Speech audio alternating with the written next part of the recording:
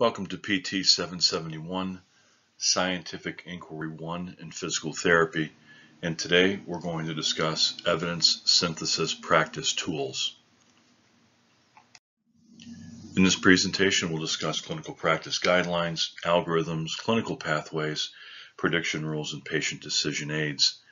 And these are evidence-based tools used to assist with clinical decision-making to really enhance outcomes and control cost. In our last presentation, we spoke to this slide to some extent about what are the key steps to managing a patient's problem. And first, again, is accurately assessing the situation, understanding the context, the clinical context that you're dealing with, trying to make a clear diagnosis, and that can be from a medical or a PT perspective. We have to concern ourselves with the psychosocial and social impact of illness, and then we're going to negotiate an effective treatment plan, hopefully, right, that's going to, again, really look at enhancing outcomes in a reasonable period of time in a very, very cost-efficient manner. We've discussed this slide before as well, but it's important to know that when we start looking at the particular clinical decision-making aids that we're going to use, their key role is really to help improve patient outcomes. And they really fit down there in the best available clinical evidence. But we have to sometimes use our expertise. Even though we may have some decision aids, our expertise sometimes helps us even utilize that more effectively, especially when we take the patient's values and expectations into consideration. I mentioned just a couple slides back that one of the key components to managing a patient's problem is accurately assessing the situation first. And when we're managing patients with spinal pain, it's important to note that there's a clinical context here that we really need to be aware of. So we're going to take a little bit of time and we're going to discuss this study called the Global Burden of Disease Study. This was published in 2016. And really what it did, it looked at 310 different disorders over the course of 25 years. And it looked to determine which conditions cause the most disability worldwide. And I think it's important to understand where the conditions that we manage, specifically spinal pain, fits in this context, because this, again, is going to help us accurately assess the situation for our patients. We talked about in the last presentation about how we may want to establish a prognosis, and understanding the clinical context of the current situation that we're in with respect to spinal pain will be very important for you. You probably keep asking yourself, why do we keep seeing this slide? I think that when we're in the midst of all of your study, and it's sometimes hard to understand what the end game is here. I would say, now I'm a little partial toward this topic, but I would say that the end game for your orthopedic studies is for you to come out and to be able to competently manage somebody who has low back or neck pain. Why? Because it's the leading cause of disability worldwide, and folks are being frustrated and challenged with the management of it. And so if you can come out of this course and be able to manage back and neck pain competently, I think that you're going to do a great service to the profession and to your patients. So when we look at what really matters in the grand scheme of things, I look at this chart and I like to put my efforts toward these particular types of patients with respect to my clinical practice and my research. That's not to say that other areas are not important, and don't get me wrong with that. We've talked about other areas in this course, and all of those are important. Every patient is important, but with respect to back and neck pain, we struggle with this as a profession and as a healthcare field. We really struggle with the management of these folks. And so it is the leading cause of disability for individuals aged 25 to 64. And then as we get folks who are a little bit older, it's either the second or third leading cause of disability. If you look closely at this chart, again, you'll see that depression is up near the top as well.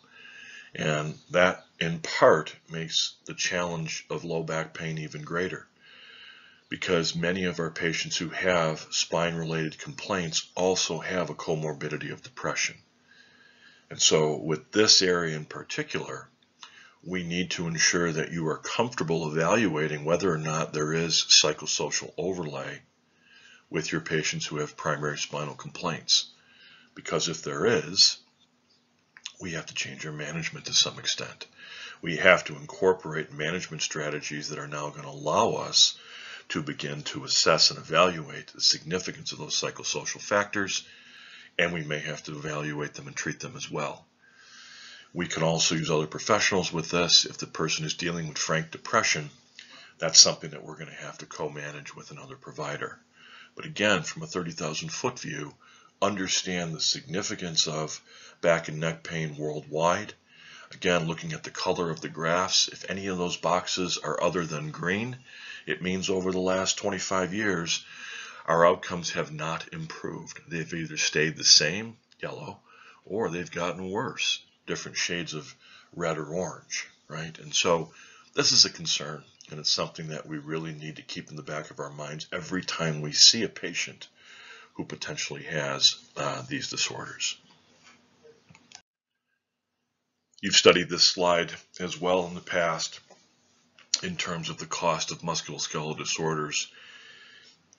In this particular case, we're going to talk about low back and neck pain, because in this study as well, they looked at individual conditions, and they determined that in 2016, amongst 154 different conditions, low back and neck pain was the most costly at $134.5 billion to manage. It exceeded the cost of diabetes and cardiovascular disease in this particular year, which cardiovascular disease and diabetes had been the two most costly disorders to manage previously, but low back pain's exceeded that. Again, it's hard to put that number into context, but that's about $250,000 spent per minute on the management of low back pain, and that's per minute of every hour, of every day, of every year. So that's 24/7, 365 days a year. We're talking about $250,000 spent every minute on the management of this condition. And again, you'd say, well, you know, that's a lot of money, but if we're making strides and we're helping people, that's important. The unfortunate side of this is that we're not really making strides in the management of it. We're actually losing ground with respect to outcomes, meaning the outcomes over the past 25 years have not improved. They've actually gotten worse when it comes to management of patients with spinal disorders. And so, again, putting this into context, I think this is an extremely important public health issue in terms of disability as well as cost. And I think that all of you are in a wonderful position to really, really make a difference in people's lives and really help them with respect to their back pain. And you'd say, well, what's contributing to that cost, that $130+ billion figure that we see annually for the care of patients with low back pain? It really isn't you guys at all. Physical therapy probably contributes anywhere between 2 and maybe 4% of that number. What really contributes to the cost of the care of these individuals with spinal pain is really magnetic resonance imaging, invasive procedures like surgeries and injections, and then opioid analgesic prescriptions as well.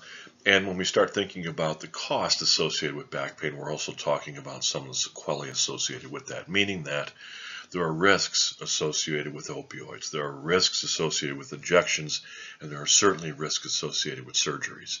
And so we're dealing with the cost of these procedures, which are quite expensive. We're dealing with the cost of the sequelae, of the risk factors and side effects that come out of these as well. And so these are really the reasons that we see the care of patients with spinal-related pain being so costly. And then you'd say, well, why are we doing those types of things? What's the rationale for it? And we're not 100% sure as to why we begin to see MRI, opioids, surgeries, invasive procedures continue to increase year after year with the patients with management and low back pain. But We do know that those tendencies with respect to imaging, medications, and invasive procedures are completely diametrically opposed to the current guidelines for the management of low back pain. And this paper here looked at those trends in the management of patients with back pain, and they determined that when you look at the majority of the care provided for patients with low back pain, it is guideline discordant care. What do I mean by that? We've talked about clinical practice guidelines this entire year. In this particular case, we note that the care that's provided to patients with low back pain is nowhere consistent with what the guidelines suggest. And what do those guidelines suggest? They talk about the management of nonspecific low back pain being self-care advice and education. If you're going to use a medication, consider using something like a non-steroidal drug or acetaminophen, and physical therapy. But there's no need for early imaging, there's no need for specialty appointments, there's no need for surgeries or other invasive procedures early on. So again, these trends that we see with respect to the management of low back pain is not consistent with what we should be doing, which again is advice and education. If you need a medication, don't use opioids, right? Use something else, NSAIDs or acetaminophen, and then physical therapy, right? So those are really the guidelines that we want to consider. And in this particular study, again, they looked at some of the data over time, and as you can see on this slide, we look at referrals to physical therapy or referrals to specialty physicians like neurosurgeons and orthopedic surgeons who manage folks with spinal disorders. And we see over time, we see these referrals to specialty physicians going up, while referrals to physical therapy have gone down. And if you go to the right of it, we're looking at prescriptions for narcotics, which are opioid analgesic medications, and prescriptions for NSAIDs or acetaminophen, which we should be using. But you see that the narcotic prescriptions have gone up over time, and then NSAIDs and acetaminophen have actually gone down over time.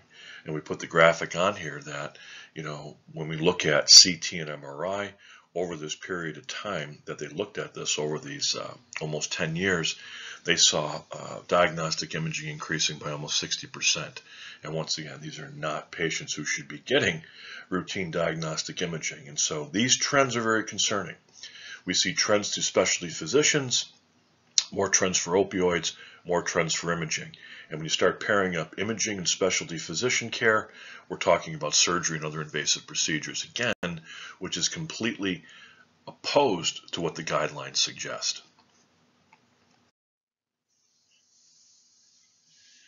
And you'd ask, what could we possibly do about these trends that we see? We know that physical therapy really sits first in those guidelines with respect to education, advice, and perhaps a non-steroidal anti-inflammatory drug or acetaminophen to manage pain. And so this is a study that looked at Virginia Mason Medical Group, which is a hospital group in the Pacific Northwest. And they looked at these two different approaches and two really paths that a patient can take. So a patient calls the center. The old approach would be that they have their low back pain, they meet with a physician, primary care doc. That primary care doc would then likely pass this patient on to a specialist who may recommend some diagnostic imaging. There's a follow-up with the physician at that point, and then they may go to a physical therapist after all that's done. That costs about $2,200. The new approach on the right there would be essentially a direct access visit with the PT. And so the patient calls the call center again, and we don't have to have a physician referral for this, but the triage person would let this individual know that they can either see a physician or they can go right to a PT. Many are going to go to a PT, primarily because it diminishes the copay associated with the physician visit, and so it cuts that initial visit completely out of the equation. They get to see a PT, and they get to be managed by a physical therapist appropriately with these clinical practice guidelines. And that costs about $1,000. So if you look at the cost, compare the new approach to the old approach is about twice as much. It's important to note that old approach, that doesn't necessarily count the cost associated with the MRI, and it doesn't associate the costs associated with surgical procedures. And so when you begin to factor in costs of MRI and surgery, a routine spinal fusion, which many of these patients undergo, costs about $30,000. And so when we begin to see these patients going down this road of seeing a specialist and getting some of these routine procedures done for low back pain, the cost can really skyrocket quick. On the last slide, you probably saw the Wall Street Journal logo on the bottom. The journal picked up on that, and they published a nice series of articles on that hospital group and the approach that they were doing, and they highlighted in one of the papers, one of their articles, the use of physical therapy. Now you'd say, well, Wall Street Journal, that's not peer-reviewed, and we're evidence-based practitioners. Well, they published their paper and a series of papers in different journals. This one here in Health Affairs really talks about the specifics of this Virginia Mason experience. And let's delve into some of the data a little bit closer with this. So when you begin to employ that new model of direct access or rapid access physical therapy, what are some of the outcomes associated with that? Well, first and foremost, you can see that the waiting time goes down from 31 days to 1 day for a patient visit. Normally, physical therapy clinics are set up so they can get patients in usually within the next day or two. That's an important component here because we don't allow patients to continue to live right with those symptoms. We intervene quickly, and we have a much better chance of intervening quickly than we do if we wait a month. The utilization of the magnet of the MRI in this particular study went from 42% down to 6%. That's the number of patients who were using, who were with low back pain who were getting imaged. So up to 42% of these folks who were being seen through the old model were getting imaged compared to 6% of patients with the new model. Patient satisfaction was high primarily because the outcomes were really, really good in this study. So the patient-centered outcomes that they looked at were good, and when you focus on patient-centered outcomes and you look at waiting times decreasing, you can begin to see that patients are going to do really, really well, and they're going to be satisfied with their care. The majority of patients, the vast majority of patients, had no work loss with this model. And if you look at the number of prescription medications that were utilized in this particular case, the majority, vast majority, almost 75% didn't need medications. And so there are going to be patients, especially with respect to acute low back pain, who are going to have to utilize a potential prescription medication to manage their pain. And we've talked about that in the guidelines. And so if you're seeing patients direct access, I wouldn't recommend for all of you to say, go ahead and do a non-steroidal or go ahead and do acetaminophen, but you'd contact the primary care doc, you let them know about the case, and they would go ahead and prescribe a medication for you. About a quarter of patients in this particular study needed that analgesic addition to their care of a physical therapist, but still, that's an outstanding number, and we're using it when we need it, and like I said, it is part of the guideline there. Remember that half of the problem with low back pain was the disability associated with it and the outcomes not improving over time. That last slide we just talked about took care of that, right? The outcomes are improving, patients are satisfied, they're getting better. The other side to the care of patients with low back pain is the cost associated with that management. And this particular slide looks at that again, that direct access or rapid access model to PT. We saw significant cost savings to the individuals. We saw a very, very efficient model of PT where we saw 5 times the number of appointments. We saw space savings that led to significant cost savings as well, and we saw increased rates of billing with respect to PT. And so in this particular model, again, cost was down, efficiency was way up. And that's what we want to see. We want to see patients involved in a system where they're going to get better, right? It's going to be cost effective, right? And it's going to be very, very efficient. And so as you continue to move on through your studies here, and as you begin to go out and practice, these direct access physical therapy models are extremely beneficial in terms of diminishing patient levels of disability, as well as cost savings, and maintaining an efficient degree of practice. And so that's why these direct access models are so important right now.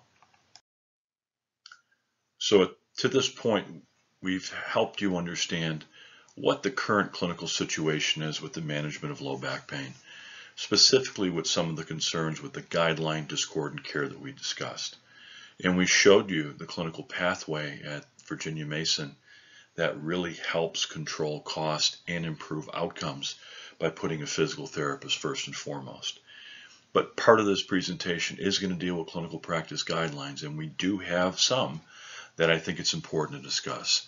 And so the first one we'll discuss are these low back pain clinical guidelines that are put out specifically for physical therapists.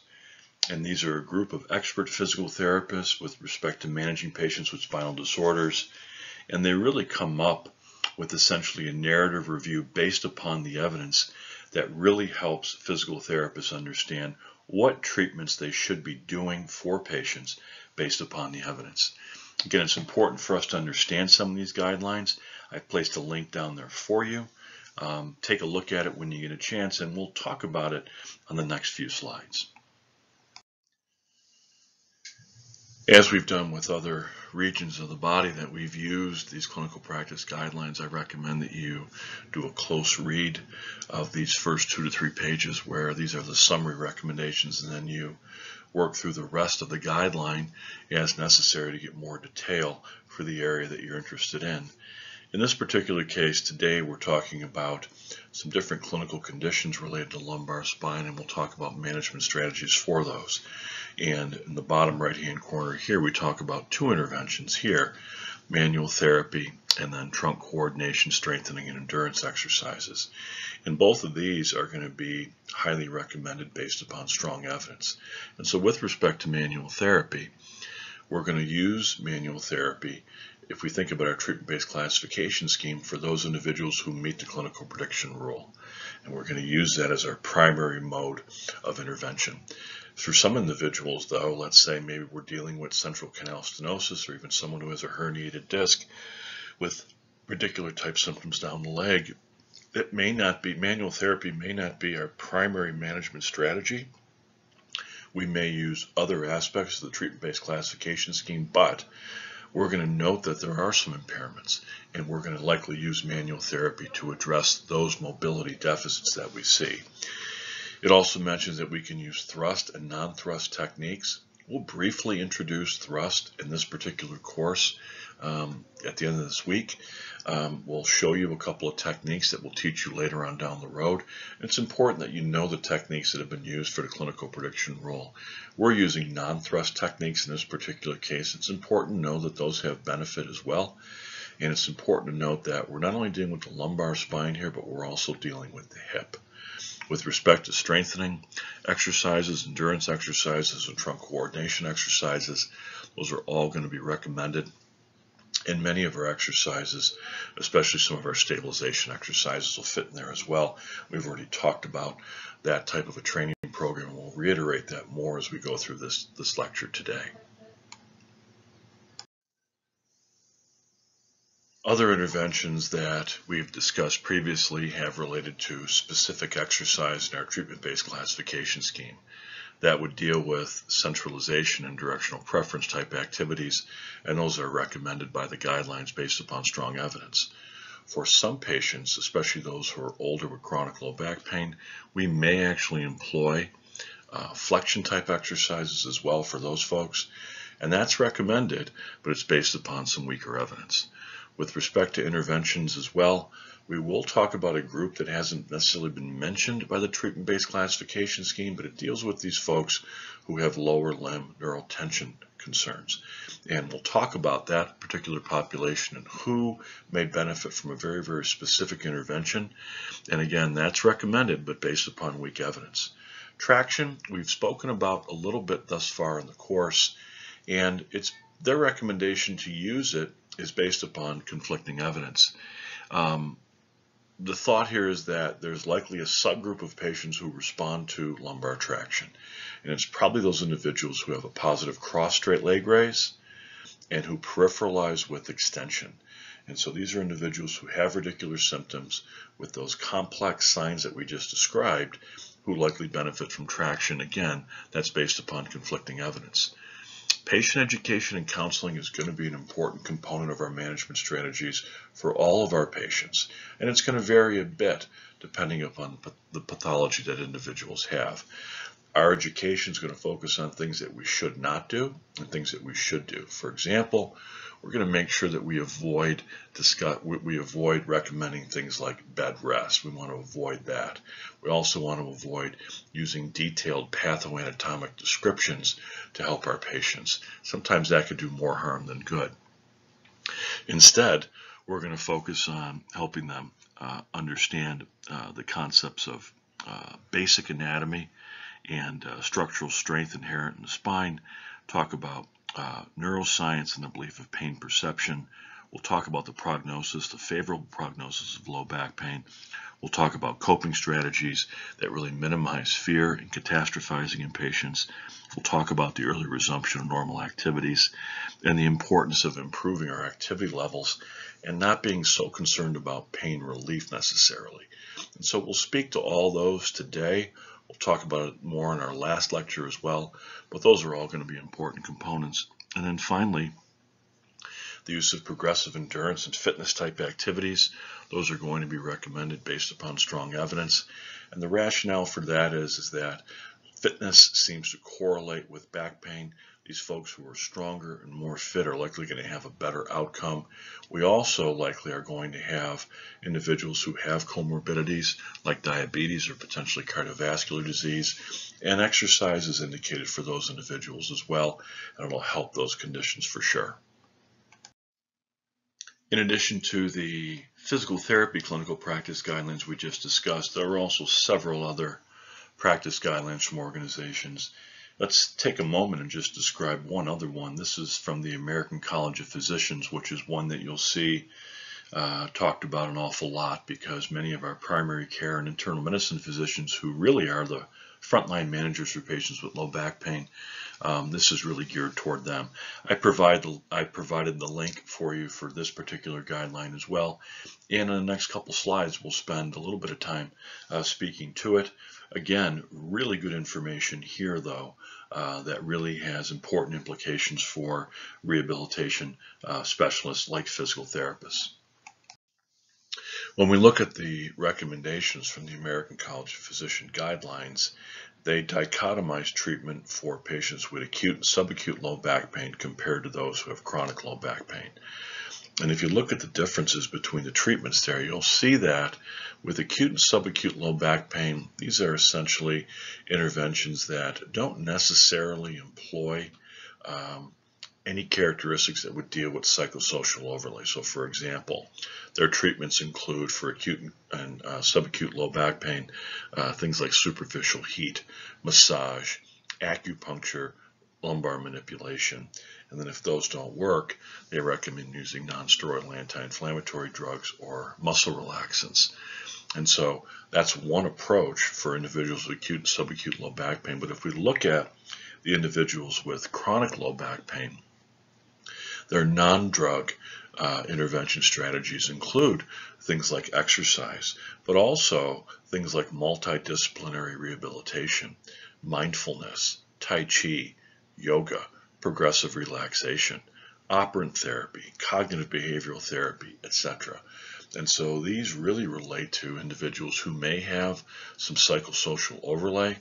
These are important activities that really blend that mind-body connection that don't necessarily need to be utilized with folks with acute and subacute low back pain, but certainly with folks who have chronic low back pain, where we need to think about graded activity or graded exposure to different activities.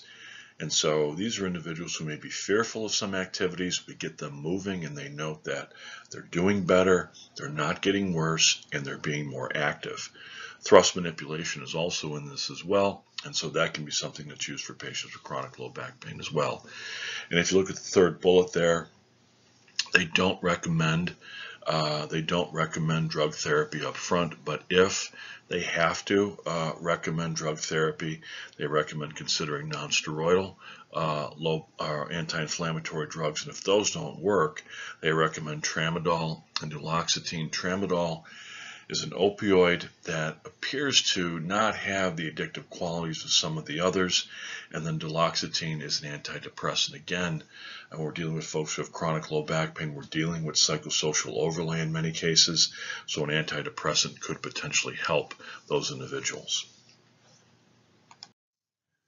I think the other thing that's really neat about the American College of Physicians guidelines is that they have a summary sheet that's specifically designed for patients.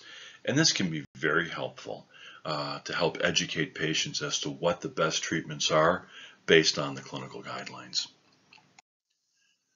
One aspect of that patient information summary that I think is particularly important is on the back side of the handout. They list these questions that patients may consider asking. In this case, it's written for a physician, but many of these questions are things that we could potentially address with them up front, because these are questions that patients are thinking about, but sometimes they're a little bit afraid to ask. And again, going back to this whole concept of evidence-based practice, that concept of patient values and expectations is really important. And so these questions really go back to addressing their values and expectations. When we start looking at questions like how long will it take for their pain to go away? What symptoms could they have that might mean a more serious condition? How long should they be taking their medications? What activities should they avoid? If their pain gets worse, what should they do? How can they prevent back pain in the future once they improve from this episode? And what exercises can they do? And finally, when can they go back to work? Boy, those are really important questions that if you can sometimes talk through those, that really helps the patient experience a great deal. And just to wrap this up with respect to these clinical practice guidelines in low back pain, I think it's important to know that there is good evidence to suggest that when physical therapists adhere to the guidelines, right, patients are going to have a better outcome in a shorter period of time that is less costly. And we can look back at that Virginia Mason model where we look at the clinical pathway of putting the PT first, right? We know that that's an efficient model to decrease costs and enhance outcome.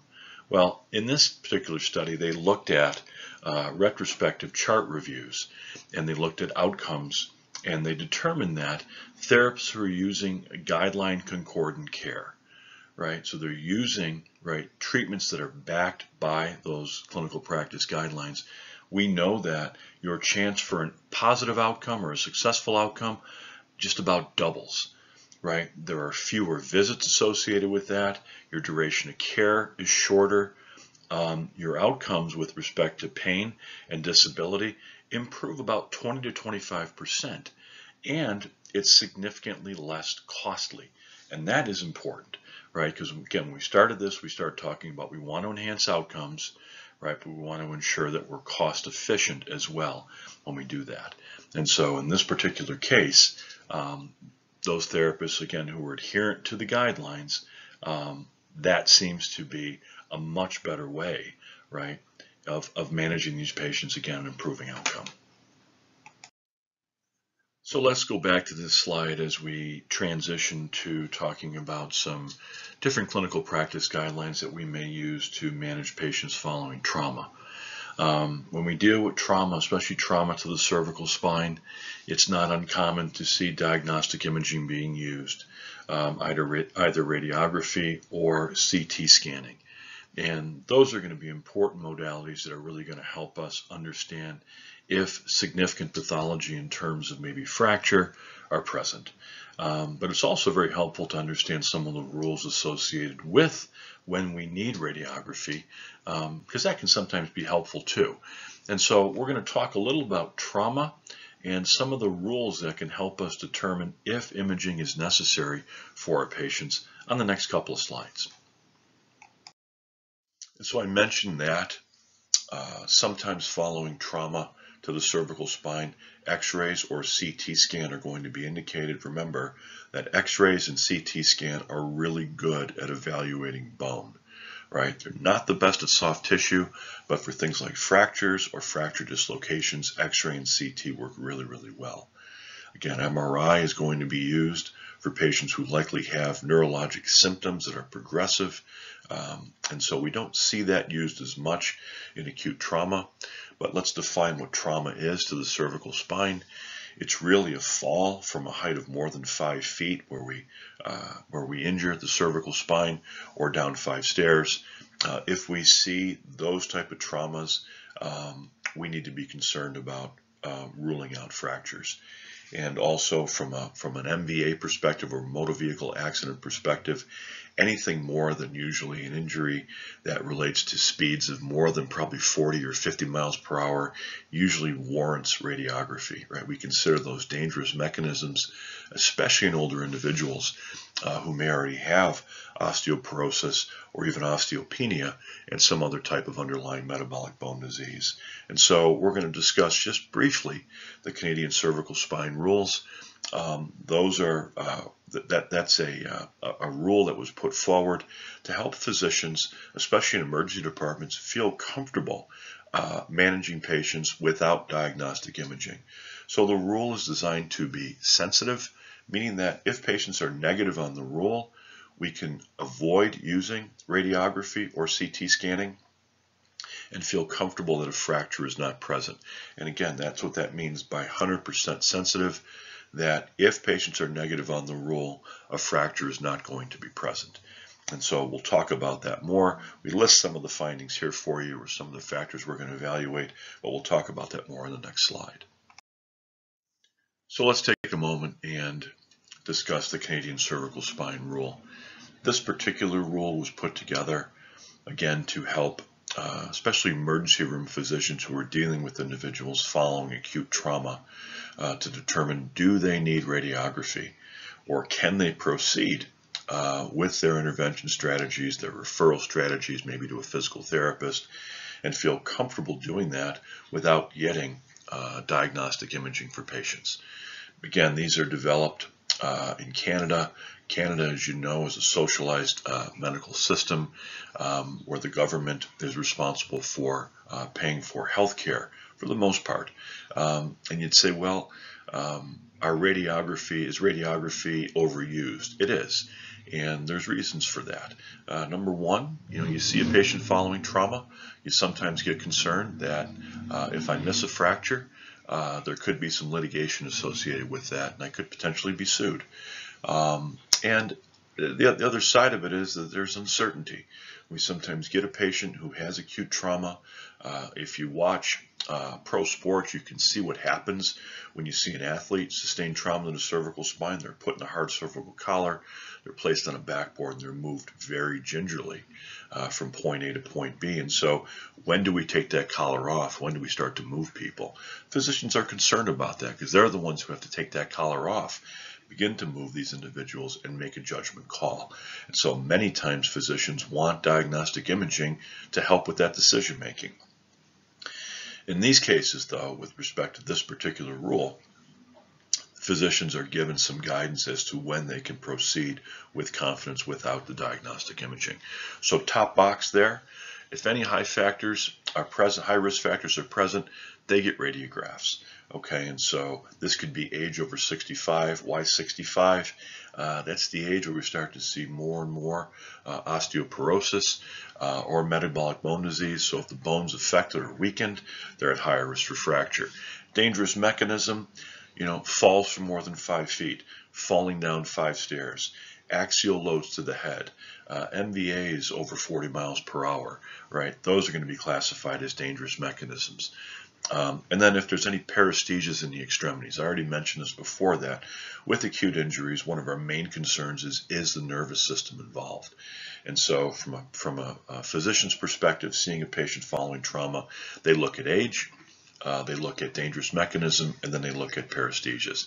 If the patient's younger, there isn't necessarily a dangerous mechanism, and there is no paresthesias, they can now proceed to the second part of their exam. Radiography is not required, right? If they're younger, there's no paresthesias, and there wasn't a dangerous mechanism. With respect to box number 2, kind of right there in the middle on the left, now we want to know, right, can we take the collar off and can we move this person, right? Because the third part of this is going to be determining if range of motion, right, if we have enough range of motion that meets the rule. That's 45 degrees of active rotation to the left and to the right. And so we're going to look to see if the patient has had an MVA that wasn't necessarily high speed. Have they been sitting or walking around since the injury? Folks who are in these acute neck injuries, they're locked down to a backboard, they're in a hard cervical collar, they're immobilized. So if that's the case, they're getting imaged, right? But if the patient is up and around after the MVA, they've been sitting around in the emergency department, maybe having a cup of coffee and talking to folks, right? There probably isn't a fracture there, or at the very least, you can assess their range of motion. Was there a delayed onset of neck pain, meaning that my injury was 2 days ago, right, but now my pain comes on today? That's not consistent with a fracture or a severe injury to the cervical spine. And then we palpate the cervical spine finally. And if there's no fracture quality pain and tenderness associated with our palpation, we can now proceed to our range of motion exam. So that middle box really tells us, are there low risk factors present that are going to allow us to assess range of motion? And so if the patient can then proceed to the range of motion exam, we assess active rotation. If they can rotate to 45 degrees in both directions, right, they're negative on the rule, and there's no need for radiography. Okay, and so again, the rule is 100% sensitive. So if we get to the bottom where we say no radiography, we're pretty sure that there's not a fracture. The rule is not necessarily specific. What do I mean by that? So if a patient is older and they have a dangerous mechanism, they don't always have to have a fracture.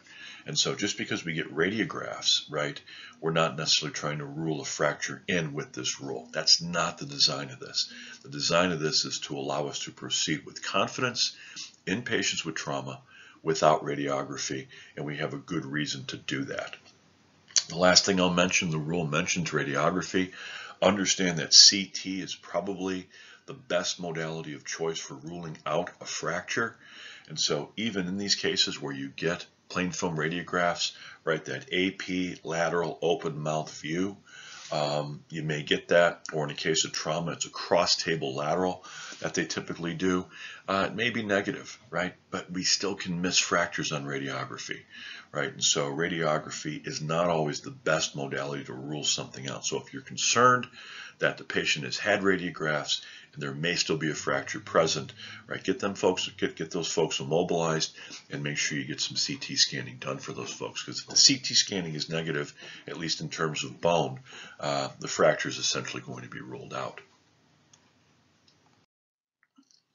So let's discuss a patient case that helps us apply some of these principles related to the Canadian cervical spine rule. First off, this is a patient who was 60 years old. He was a retired military fighter pilot and a commercial airline pilot. And his primary complaint was that he couldn't turn his neck very well after a high-speed motor vehicle accident 9 weeks prior. He complained of intermittent sharp pain at the base of his neck, as well as a constant low-grade ache. Again, this was 9 weeks out, so the fact that his symptoms were constant was a little bit concerning. He noted that his primary complaint was that he couldn't turn his neck very well, and this was limiting him with participating with his grandsons who were racing motorcycles, and he liked to do that as well. After the incident, he was seen in the emergency department, and they did a head CT, which was normal, as well as cervical spine radiographs, which were normal. And over the course of the next 9 weeks, he was seen by his primary care manager twice. And then the second time, he was referred to a physical therapist, primarily because of the neck pain that he was having. His pain at this particular point, he rated as a 3 out of 10. He had a normal neurologic examination, which meant that he had normal dermatome, myotome, and reflex examinations. He also had no evidence of pathologic reflexes with respect to a Hoffman's reflex or Babinski. When we evaluated his cervical range of motion, he had significantly limited extension as well as limited rotation bilaterally. And he was very tentative palpation in the upper cervical spine, meaning that when we palpated him centrally with these posterior to anterior pressures, he really didn't tolerate the technique very well, and we also appreciated reactive muscle spasming. He came to the clinic primarily to request cervical thrust manipulation. He had had that in the past for neck pain that he had had previously. However, his insurance company stopped paying for his chiropractic manipulation. So he came to a physical therapist in this particular case, hoping that they could do thrust manipulation as well as get him moving on a path to recovery. The main concern here was that, in my mind, was that he had trauma 9 weeks prior. Although the radiographs were read as normal, we didn't have access to those, and he had not really improved necessarily from that initial motor vehicle accident, meaning that his neck range of motion was still quite limited. And so I told him that we would get radiographs of his cervical spine, and if those radiographs came back as normal, we would go ahead and do thrust manipulation with him. And so we got radiographs first, and I told him to come on back once those are done, and like I said, we'll look at those results, and if everything is okay, we'll go ahead and we'll go ahead and proceed with some type of treatment, and we'll certainly discuss the possibility of doing thrust manipulation. So here are the patient radiographs. The AP view is on the left and the lateral view is on the right. And what should jump out at you on the right is that we see a forward slippage of C2 on C3. Specifically, the vertebral body of C2 is slipped forward relative to C3. And the primary reason for that is that there's a fracture in the pars interarticularis, and we can see that with the arrow, where we see the loss of integrity of the pars interarticularis. And so this is sometimes a common fracture that we see with individuals following a high-speed MVA. And so here is the patient's lateral view again with the radiographic report underneath that, so you can take a look at that and see some of the detail there that was given by the radiologist. But the bottom line here again is that with hyperextension injuries or hyperextension distraction injuries of the cervical spine, we can sometimes see this fracture of the pars interarticularis of C2. And we have a cartoon depiction of it there on the right that should help you kind of understand, again, when we're dealing with these hyperextension type injuries, especially sometimes from motor vehicle accidents, we can get a fracture in the pars of C2, and that will eventually lead to anterior slippage. The main concern with this is that consider where that cord, the spinal cord, is positioned with relation to those vertebral bodies. It's just posterior to the vertebral body. So the main concern here is whether or not he would potentially have cord compression. The other concern is that the vertebral artery courses up the lateral aspects of these vertebral structures in the cervical spine, and so could we also potentially have a vascular concern associated with this? And so the next goal here would be to have him evaluated by a surgeon to determine if surgical intervention was going to be necessary. When the patient was seen by the neurosurgeon ordered a CT scan of the cervical spine to get a little better understanding of what is actually going on in the cervical spine. You can see that slippage of C2 on C3.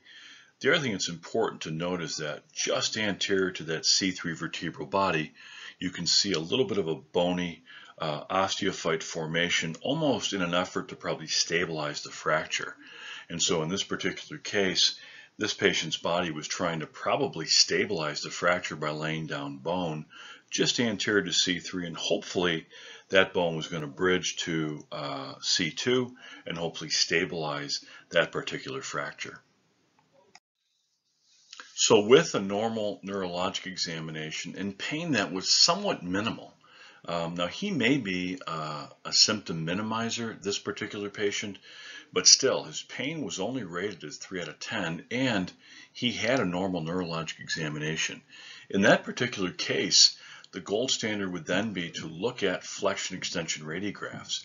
And in the midst of that bridging osteophyte I just showed you on that CT scan, there may be a chance that this fracture is now stable, right? And if you look at the flexion radiograph on the left, the extension radiograph on the right, you can see that that segment does not move at all. C2 does not move at all relative to C3. And so in this particular case, this patient had no increased mobility of C2 on C3, meaning the fracture was stable. If that fracture even moved a couple millimeters, right, the surgeon would likely consider stabilization of that segment. But because the flexion extension radiographs were normal, meaning that there was no migration of C2 relative to C3, and there was a normal neurologic examination, the surgeon in this case decided to leave this case alone and let this patient proceed with conservative management through physical therapy. So should this patient have had imaging to begin with? Absolutely. And so this is a patient who was older and he had a dangerous mechanism. A high-speed MVA, anything over 40 miles an hour is considered a high-speed MVA. So he had at least a dangerous mechanism. Although he wasn't 65, right, he was still older, right, and we have to consider that. And so should radiography have been done? Absolutely.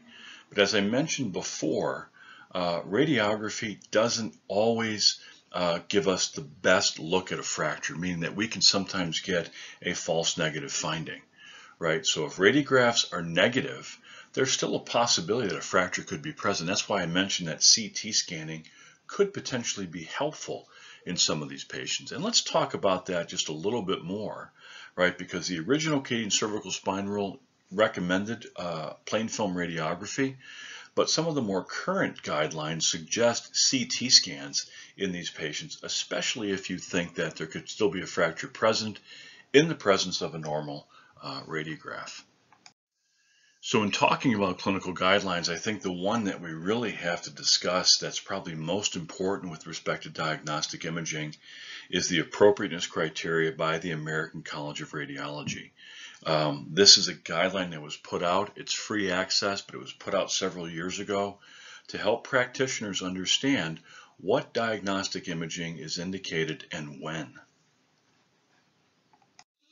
Again, these ACR, or American College of Radiology appropriateness criteria, these are evidence-based guidelines that assist providers in making the most appropriate imaging or treatment decisions for different clinical conditions. And the guidelines have been developed by expert panels in diagnostic imaging, interventional radiology, and radiation oncology. And there are over 169 different topics right now included in this version, with over 850 variants. And so this is a very, very thorough clinical guideline that I would hope that you're familiar with, because it really does drive diagnostic imaging, and as far as I'm concerned, it's probably the most evidence-based guideline that we have that helps providers understand what diagnostic imaging is indicated and when.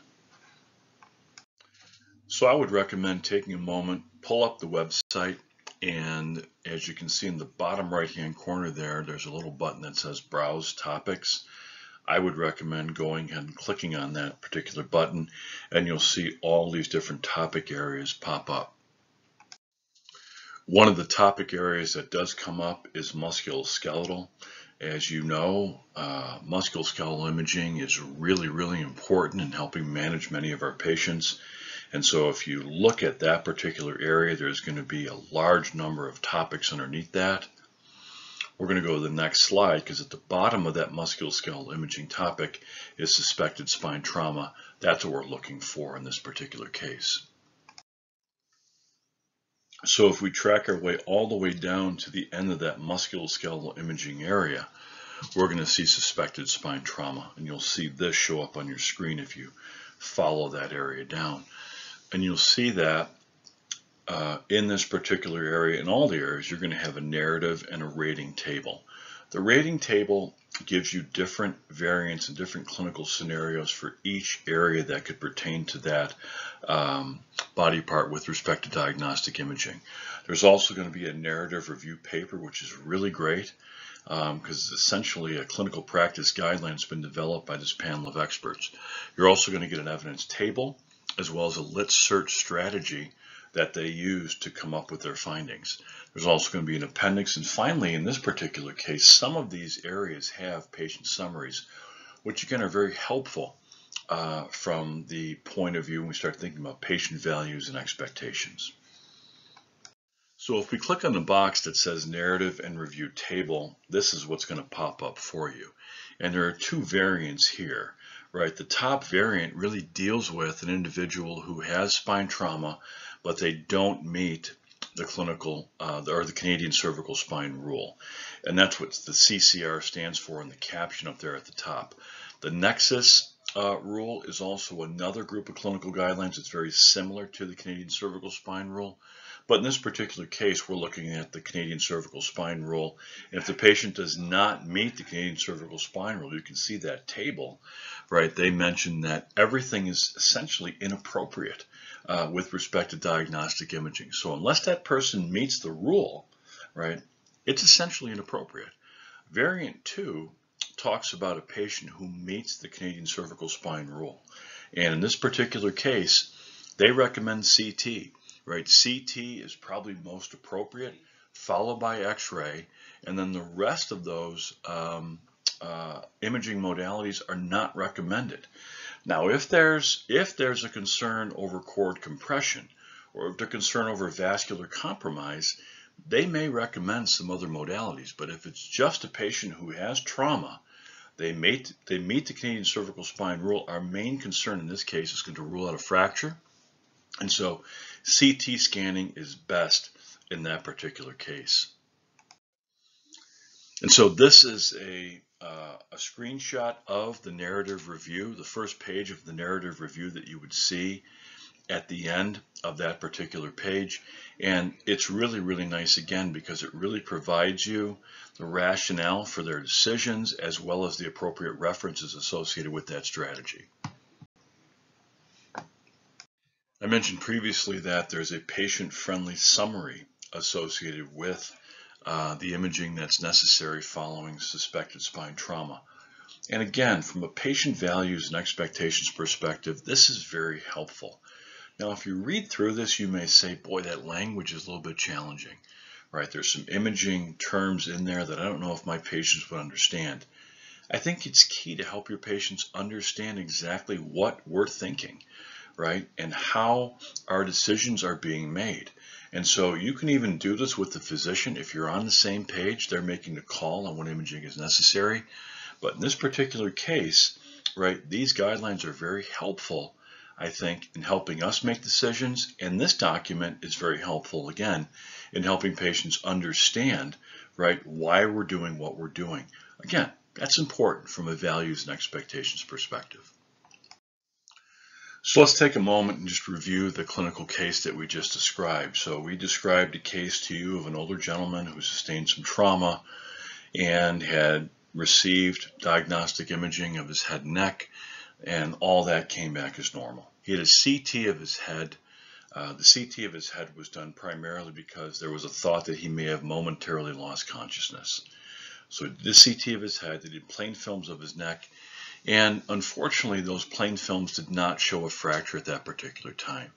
As I mentioned to you before, it's not uncommon, right, for folks to have a false negative finding with respect to diagnostic imaging of the neck, especially if we're dealing with radiography.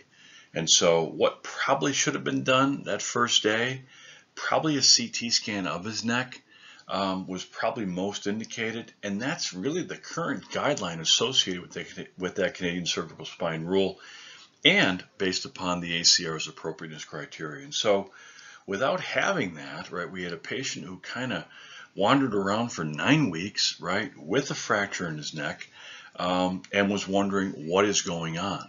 He was told by his primary care physician, who didn't have access to the imaging either, that your plain films were negative, so everything's okay. It's just probably a non-specific sprain strain of your neck. It's going to take time to heal. And then he comes to the PT, right? He wants a particular technique done, thrust manipulation, that we were a bit reluctant to perform until we had more results with respect to diagnostic imaging. And if I had the imaging in front of me from what was done at the center he was previously imaged at, that may have helped, but we didn't have it. And so in this particular case, we ordered the imaging again, in this case plain films, and it showed this fracture, which could be potentially catastrophic. You can imagine what would potentially happen if we would have manipulated a cervical spine and not had this information. And so again, I think the point here is that when you're dealing with folks who have trauma, if you think there's a fracture present and the plain films are negative, go ahead and proceed with a CT, especially in terms of the C-spine, right? And be very, very cautious about any precautions, right, that a patient may have before you implement any type of mechanical intervention, especially to the neck. So I think there's a couple of important take-home messages for this particular presentation. The first is that I would always recommend that you use caution in being convinced that your favorite assessment and management techniques are always going to be the best way to manage a patient.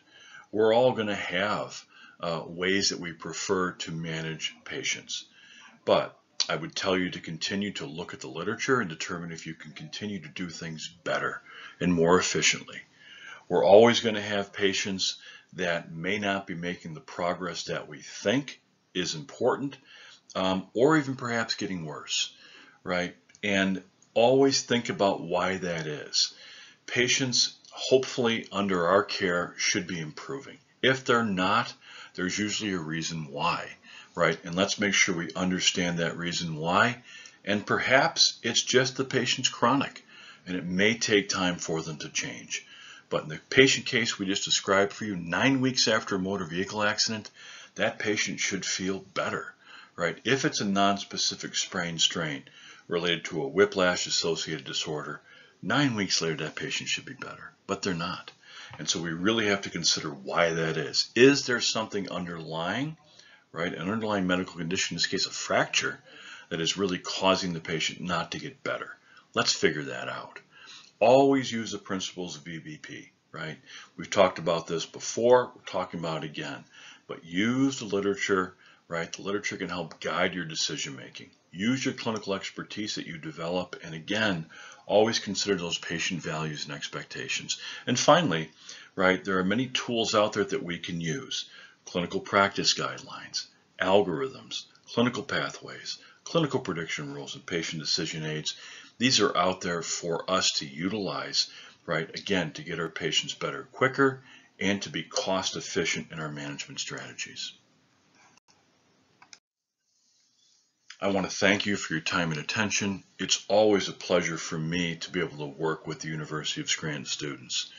If you have any questions at all on the content, please feel free to contact me.